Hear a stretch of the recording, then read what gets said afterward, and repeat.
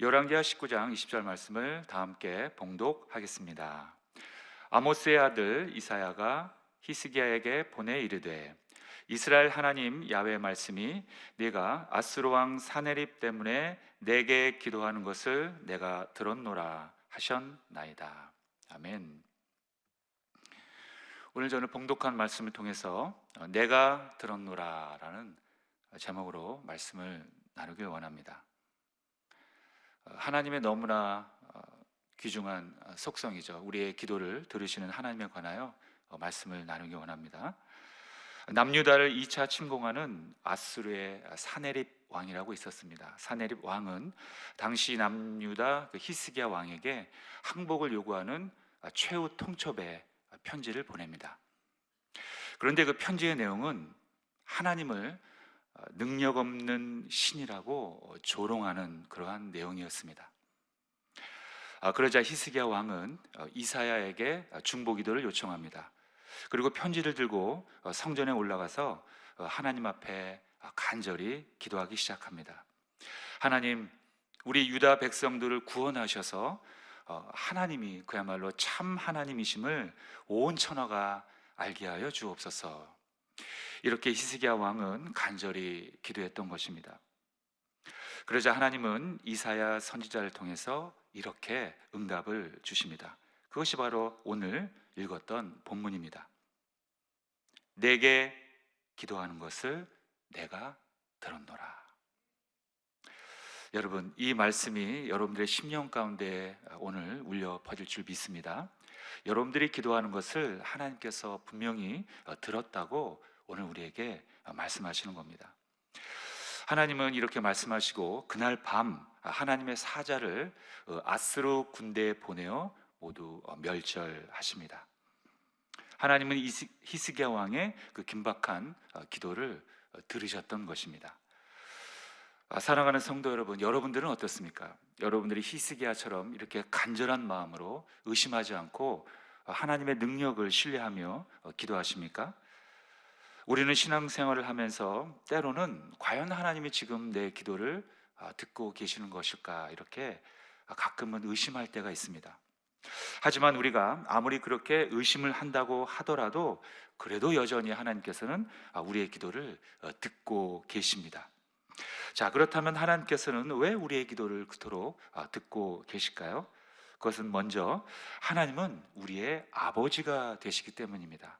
하나님은 우리의 아버지이시기 때문에 우리의 기도를 언제나 들으신다는 것입니다.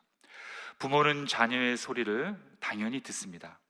갓난아기가 있는 가정은 아기가 울 때마다 정말 무시로 어느 때든지 깨워서 아기를 살피고 바라봅니다.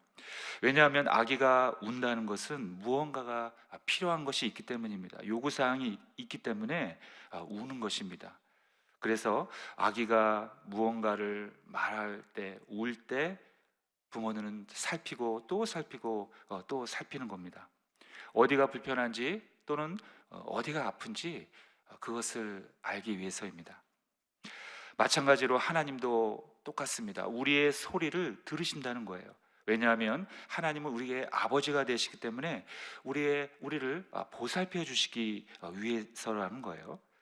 성도 여러분, 이 세상에서 부모와 자녀의 관계보다 더 강하고 더 깊은 관계가 과연 있을까요? 없습니다. 왜냐하면 이 둘의 관계는 사랑으로 맺어 있기 때문입니다. 그저께가 어버이날이었는데요. 우리의 모든 부모님께 감사하는 날이었습니다. 현재 부모님이 계신 분들도 계시고 또 이미 돌아가신 분들도 계시겠지만 아무튼 우리는 모두 육신의 부모님으로부터 사랑을 받고 또 그 사랑을 배웠고 또 체험하고 알게 되었습니다. 그런데 사실 이 모든 사랑은 우리가 1차적으로는 육신의 부모님으로부터 받았지만 본질적으로는 하나님으로부터 그 사랑이 시작된 것입니다. 우리는 오해하면 안 됩니다. 그 사랑이라는 것이 본질적으로 우리 사람에게서 나온 것이 아니라는 거예요. 우리도 그 사랑을 받았기 때문에 그것을 내보내는 것입니다. 그렇다면 그 본질, 그 근원은 어디인가? 바로 하나님이십니다. 왜냐하면 하나님의 본질이 바로 사랑이시기 때문입니다. 그래서 하나님은 모든 사랑의 출발점이요 기원이 되는 것입니다. 요한일서 4장 16절을 우리 함께 보도록 하겠습니다. 자, 시작. 하나님이 우리를 사랑하시는 사랑을 우리가 알고 믿었노니 하나님은 사랑이시라. 사랑 안에 거하는 자는 하나님 안에 거하고 하나님도 그의 안에 거하시느니라.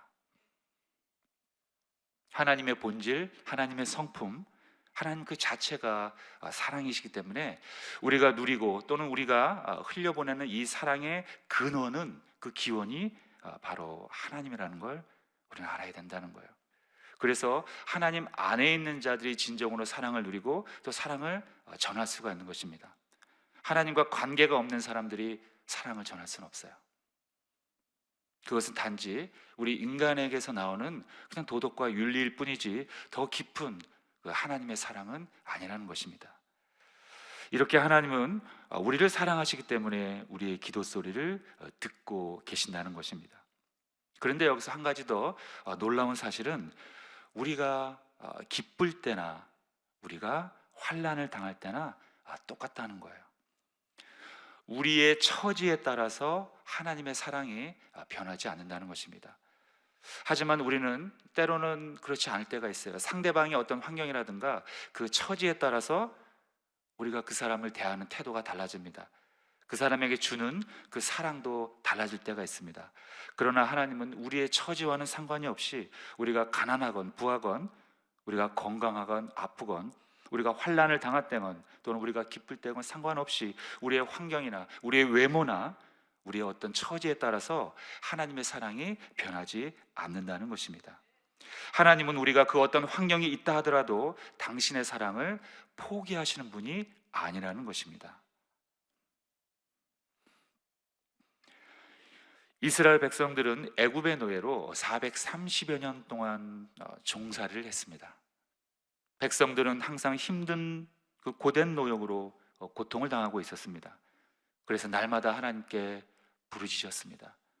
이 애굽의 고난으로부터 우리를 구원해 달라고 무려 430여 년간 그 고통을 하나님께 부르짖었던 것입니다.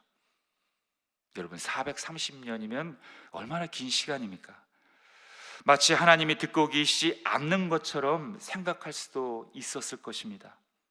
하지만 이스라엘 백성들이 설사 그렇게 의심을 한다고 하더라도 여전히 하나님은 그들의 신음소리를 듣고 계셨던 것입니다. 그래서 하나님은 결국 이스라엘을 향해서 이렇게 말씀하셨습니다. 출애굽기 6장 5절에 보니까, 자, 시작. 이제 애굽 사람이 종으로 삼은 이스라엘 자손의 신음소리를 내가 듣고 나의 언약을 기억하노라. 이스라엘 자손의 신음소리를 들으셨다는 거예요. 그리고 구원의 약속을, 그 언약을 내가 기억하니 그것을 베풀겠다는 하나님의 선언이십니다. 사실 하나님은 고통 중에 있었던 그 430여 년간의 그 이스라엘 백성들의 신음소리를, 그 간절한 기도소리를 다 듣고 계셨던 것입니다. 그리고 때가 참에 하나님이 정한 그 때에 하나님께서는 응답하시고 구원의 손길을 바로 모세를 통해서 일으켜 세운 것입니다. 이렇게 하나님은 우리가 고통 중에 있는 여러분들의 또 저의 그 신음소리를 다 듣고 계시다는 거예요. 지금 당장 나에게 응답이 없다고 해서 하나님이 안 듣고 계시는 것이 아니라는 것입니다. 그런데 안타까운 사실은 우리 주위를 둘러보면 가끔은 간혹 그런 분들이 계세요. 자신의 환경이 좋을 때는 신앙생활을 잘하고 예배도 잘 나오지만 환경이 어렵고 고난이 찾아올 때 그때 하나님을 원망하며 교회를 떠나시는 분들이, 우리의 이 사랑의 공동체를 이탈하시는 분들이 가끔 있다는 것입니다. 그러나 그것은 아주 잘못된 신앙생활입니다. 여러분들 주위에 혹시 그런 분들이 계시면 다시 한번 사랑으로 감싸주시고 다시 한번 권면해 주셔서 그럴 때일수록 더 우리는 하나님께 가까이 나아가 하나님의 그 구원의 손길을 잡아야 한다고 꼭 말씀해 주시기 바랍니다. 그러한 분들은 하나님을 잘못 알고 있는 것입니다. 더 깊은 하나님의 그 사랑의 세계로 아직 들어가지 못한 것입니다. 우리는 고통이 찾아올수록 더 예배 가운데 깊숙이 나아가 하나님께 부르짖어야 한다는 것입니다. 이것만이 하나님을 만나는 길이요, 또 참 믿음이요, 하나님이 원하시는 것입니다. 그래서 하나님께서는 우리가 고통 중에 있을 때, 환난 중에 있을 때 더더욱 하나님께 나아가 도움의 손길을 요청하고 더 하나님께 부르짖으라고, 그래서 우리에게 성경 곳곳에서 우리에게 말씀하셨던 것입니다. 대표적으로 시편 50편 15절에 보니까 환난 날에 나를 부르라, 내가 너를 건지리니 네가 나를 영화롭게 하리로다. 야고보서 5장 13절에 보면 너희 중에 고난당하는 자가 있느냐, 그는 기도할 것이요 즐거워하는 자가 있느냐, 그는 찬송할지니라. 시편 118편 5절에 보니까 내가 고통 중에 야훼께 부르짖었더니 야훼께서 응답하시고 나를 넓은 곳에 세우셨도다. 다 이러한 말씀들이 고통 중에도 하나님을 떠나지 말고 오히려 하나님께 더 기도함으로, 하나님께 나아감으로 인해서 구원을 받으라는 그런 하나님의 강력한 도움의 메시지입니다. 하나님은 우리가 고통 중에 기도할 때 절대로 우리를 외면하지 않으십니다. 결론적으로, 왜냐하면 하나님은 우리의 아버지이시기 때문입니다. 그래서 주님도 우리에게 기도를 가르쳐 주실 때 첫 마디가 바로 이렇게 하라고 하셨던 거예요. 마가복음 6장 9절, 자 시작. 그러므로 너희는 이렇게 기도하라. 하늘에 계신 우리 아버지여, 이름이 거룩히 여김을 받으시오며. 역시 예수님도 우리에게 기도를 처음으로 가르쳐 주실 때 이렇게 하라고 하셨던 거예요. 하나님을 어떻게 부르라고요? 아버지라고 부르라고 했던 것입니다. 여러분, 저와 여러분들은 하나님과 우리의 관계가 아버지와 자녀의 관계인 것입니다. 그리고 우리는 사랑으로 연결되었고 그 사랑은 죽음의 권세도 이기지 못한다는 거예요. 그것을 바로 예수님의 부활로 입증해 주셨습니다. 그러므로 우리는 아버지 되시는 하나님께서 항상 우리의 기도 소리를 듣고 계심을 믿고 날마다 하나님을 예배하며 기도해야 할 줄로 믿습니다. 자, 두 번째로 하나님께서 우리의 기도를 들으시는 이유가 있습니다. 그것은 우리의 필요를 채워주시기 위함입니다. 하나님은 우리의 아버지이시기 때문에 당연히 우리가 무엇이 필요한지 알고 계세요. 그래서 우리가 기도할 때마다 우리의 소리를 들으시고 채워주시는 분입니다. 우리의 쓸 것을 채워주시는 분이 바로 우리의 아버지 되시는 하나님이십니다. 출애굽한 이스라엘 백성들은 광야로 나온 지 둘째 달 15일이 되었습니다. 근데 음식이 떨어졌어요. 하나님께 원망하기 시작합니다. 그러나 하나님은 그들을 야단치지 아니하십니다. 그리고 참 신비스러운 하나님의 역사를 일으키십니다. 하늘에서 먹을거리가 내려오게 해주셨던 거예요. 정말 신비스러운 하나님의 방법이었죠. 그것이 뭐죠? 만나였습니다. 그 만나를 성경은 이렇게 표현하고 있습니다. 출애굽기 16장 31절에 보니까 이스라엘 족속이 그 이름을 만나라 하였으며 가시같이 시고 맛은 꿀 섞은 과자 같았더라. 이 만나가 어떻게 생겼는지, 또 정확히 어떤 맛이었는지 후세인 우리들은 아직 정확히는 모르지만 이렇게 성경 말씀을 토대로 해서 우리가 추측할 수는 있겠죠. 아무튼 하나님께서는 굶주린 백성들에게 하늘에서 만나를 내려주셔서 그들의 필요를 채워주셨던 것입니다. 이렇게 하나님은 우리의 필요를 다 아시고 채워주신다는 거예요. 그래서 우리가 더욱더 간절히 기도해야 하는 것입니다. 하지만 우리가 여기서 또 한 가지 알아야 할 그러한 진리가 있습니다. 그것은 우리가 무조건적으로 우리가 기도할 때 우리가 요구하는 것을 다 100% 완전히 다 하나님께서 들어주시는 건 아닙니다. 왜냐하면 우리가 간구하는 것이 오히려 우리에게 해가 되는 경우가 있기 때문입니다. 그래서 우리가 기도하더라도 때로는 응답이 더딜 때가 있다는 거예요. 우리는 우리의 미래를 알 수 없습니다. 그러나 하나님은 우리의 미래를 알고 계세요. 그리고 우리는 하나님의 생각을 완전히 100% 알기에는 턱없이 부족한 그러한 사람들입니다. 그래서 우리가 중요한 것은 기도할 때마다 하나님의 뜻을 구하며 기도해야 한다는 거예요. 이것이 진정한 우리의 겸손이요, 이러한 사람들만이 진짜로 하나님을 경외하는 사람들입니다. 요한일서 5장 14절, 자 시작. 그를 향하여 우리가 가진 바 담대함이 이것이니 그의 뜻대로 무엇을 구하면 들으심이라. 하나님의 뜻을 구하며 기도하시는 여러분들 되시길 주님의 이름으로 축원합니다. 하나님의 뜻을 구한다는 것, 그렇다면 하나님의 뜻은 무엇일까요? 사실 우리가 하나님의 모든 뜻을 다 안다면 얼마나 좋겠습니까? 그러나 우리가 하나님의 뜻을 때로는 모를 때도 있다는 거예요. 그렇다면 우리가 하나님의 뜻을 모르니까 기도도 멈춰야 되고 신앙생활도 멈춰야 합니까? 그건 아닙니다. 그럴 수는 없습니다.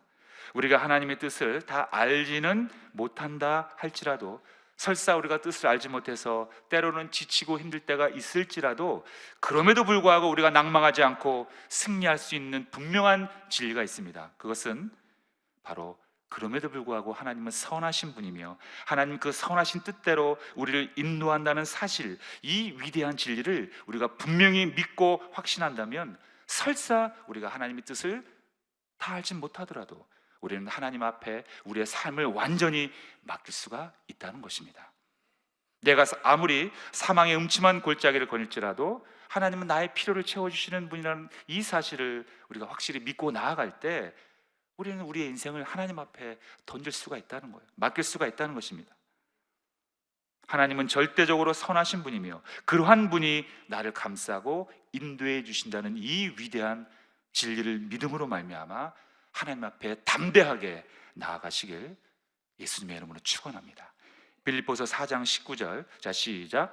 나의 하나님이 그리스도 예수 안에서 영광 가운데 그 풍성한 대로 너희 모든 쓸 것을 채우시리라. 아멘. 마지막 세 번째로 하나님께서 우리의 기도를 들으시는 이유가 있습니다. 그것은 기도는 하나님께서 우리를 만나는 통로이기 때문입니다. 기도는 하나님을 향해 우리의 마음의 문을 여는 행위입니다. 사실 우리가 마음이 열려야 대화를 하지 않습니까? 마찬가지로 우리의 마음이 열려야 하나님께 기도한다는 거예요. 마음이 열리지 않으면 온전한 대화를 우리가 할 수 없습니다. 기도도 똑같습니다. 그래서 우리가 마음의 문을 열고 기도할 때 하나님께서는 그 기도를 통로 삼아 우리에게 응답해 주시고 우리를 만나 주신다는 거예요. 즉 우리의 기도는 하나님이 임재하시는 바로 그 길이 되는 것입니다. 통로가 되는 것입니다. 그래서 기도란 거룩한 행위요 신성한 것입니다. 여러분, 굉장히 신성한 우리의 신앙적인 행동입니다. 그 누구도 우리의 기도 시간을 여러분 침범할 수 없습니다. 원수마귀도 우리의 기도를 침범하지 못합니다. 특히 우리가 방언으로 기도할 때는 우리의 영이 기도하는 것이기 때문에 그 어떤 어둠의 그 세력들이 틈타지 못한다는 거예요. 그래서 사도 바울도 방언을 더 사용함으로 인해서 하나님께 감사드린다고 고백했던 것입니다.